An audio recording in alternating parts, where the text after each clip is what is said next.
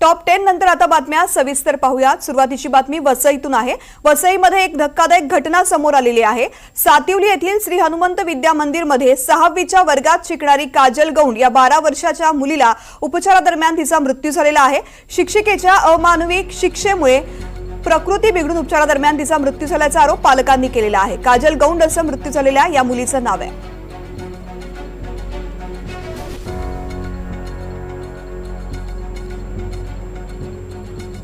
मेरी बच्ची स्कूल गई शनिवार से मेरी लड़की को तकलीफी होते होते बढ़ते बढ़ते आज काल मेरी लड़की खत्म हो गई। स्कूल से ही परेशानी बढ़ा, उठा बैठा कराए, उस दिन से मेरी लड़की को तकलीफी बढ़ा।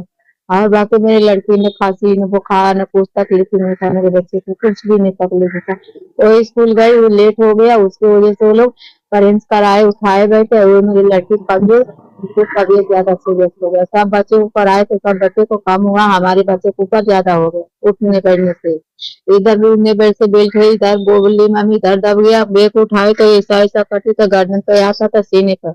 मैं बहुत मजबूरन से मैं प्रयास करी, मैं करने वाली नहीं थी, लेकिन मैं डर के मारे करी कि मिस मेरे को हट जाएंगे बाजू में तो चिल्लाएंगे।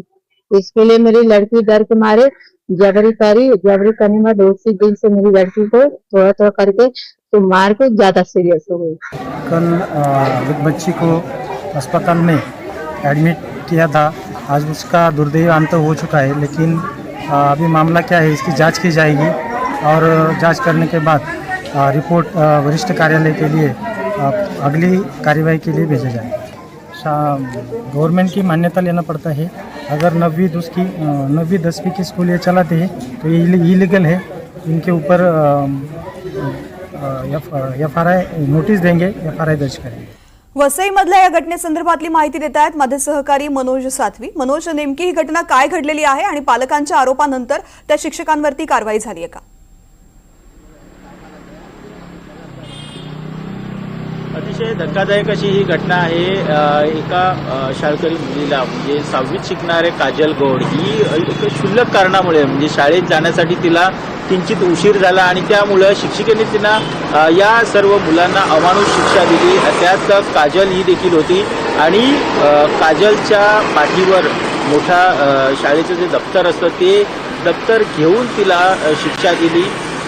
जशी मुलं उशिरा येत होती त्याप्रमाणे त्या मुलांना शिक्षा दिली जात होती आणि काजल ही सुरुवातीलाच गेलेली होती आणि उशिरा, त्यामुळं काजलने 100पेक्षा जास्त उठाबशा काढल्याची माहिती तिच्या पालकांकडून मिळालेली आहे आणि यानंतर या शिक्षिकेने तिला अमानुष अशी ही शिक्षा केल्यानंतर ती जेव्हा वर्गात बसली तेव्हा तिला त्रास होऊ लागला। शाळा सुटल्यानंतर जेव्हा ती घरी गेली तेव्हा तिला हा जो त्रास आहे तो मोठ्या प्रमाणात झाला आणि कमरेच्या खालच्या बाजूला तिला असह्य वेदना होऊ लागल्या। त्यानंतर काजलला स्थानिक रुग्णालयात दाखल करण्यात आलं, मात्र रुग्णालयात नेल्यानंतर देखील तिची ज्या प्रकृती आहे ती अतिशय खालावत गेली। काल तिला मुंबईतल्या जे रुग्णालयात उपचारासाठी दाखल करण्यात आलं, मात्र उपचारादरम्यान तिचा दुर्दैवी मृत्यू झालेला आहे। त्यामुळं नातेवाईक असतील किंवा इतर परिसरातले जे पालक आहेत या सर्वांमध्ये संतापाचं वातावरण आहे। अशा चिमुकल्या मुलीला अशा प्रकारची जी अमानुष शिक्षा दिली आणि त्यामुळे तिचा मृत्यू झाल्याचा आरोप करण्यात आलेला आहे आणि या संपूर्ण प्रकाराबद्दल परिसरामध्ये संताप व्यक्त केला जातो। शिवाय चिमुकलीचा जीव गेल्यामुळे हळहळ देखील व्यक्त केली जाते। सध्या या प्रकरणाची तक्रार जी आहे ती गटशिक्षण अधिकाऱ्यांकडे गेलेली आहे आणि गटशिक्षण अधिकाऱ्यांकडून या संपूर्ण प्रकरणाची तपासणी होते। शिवाय पोलिसांमध्ये देखील या प्रकरणासंदर्भात तक्रार करण्यात आल्याची माहिती मिळते।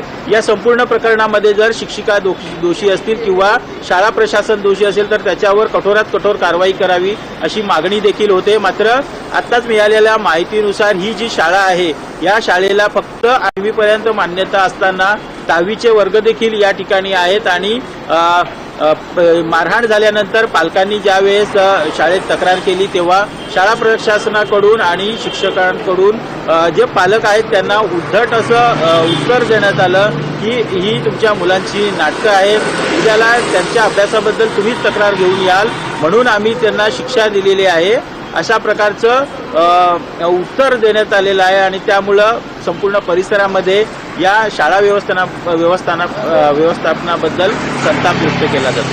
मनोज, धन्यवाद.